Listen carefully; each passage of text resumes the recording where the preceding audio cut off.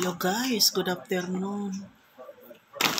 Ayan, hindi tayo makapag-video. Hindi tayo makapag-kayas eh.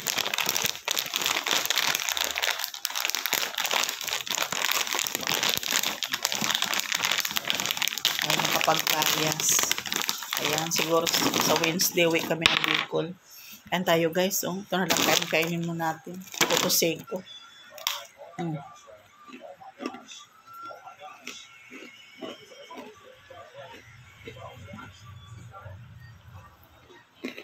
Pinamili ko ng biskwit si Sid kasi sabi ko paggabi pag milk na lang siya tsaka biskwit.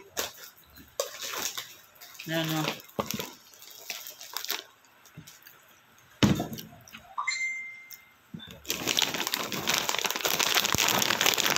Saka nang lagayan.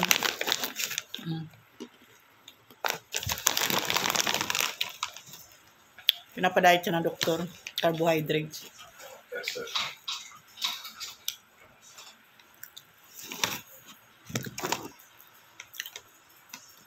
Hindi tayo makapag-ano ngayon guys. Hindi tayo makapag-video.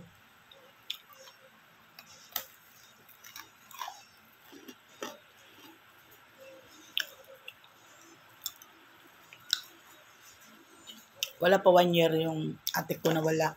Kahapon naman kuya ko na wala.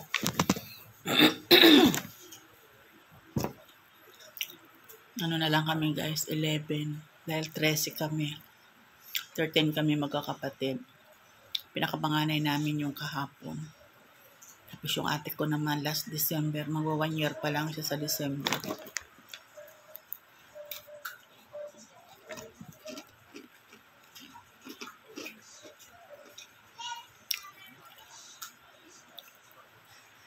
Kaya lahat kami Wednesday week kami ng Bicol.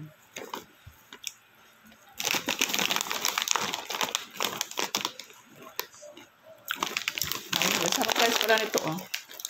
Ito seko. Masarap siya.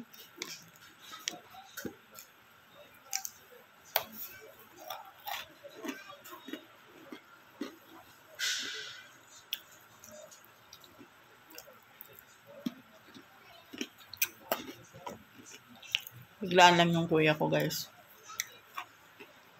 Siguro mga 4 days lang. Biglang bedridden. Bedridden agad siya. May mga 4 days. Pero sa isang banda okay na rin kasi hindi siya pinahirapan. Hindi na siya nagpaalaga. Ito mahirap pag medyo magkakalayo-layo ba.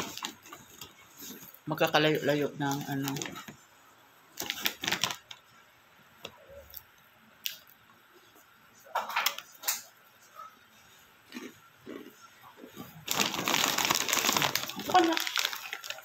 nagustuhan din ni Sid yung photoseko.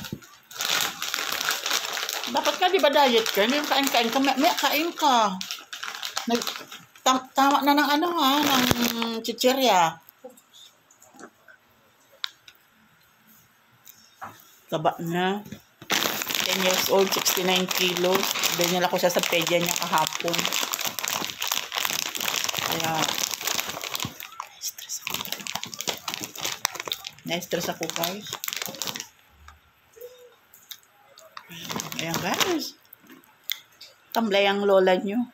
Salamat. Thank you so much for watching. Sarap guys. So, bili kayo ng ganito. Tara. Bye-bye.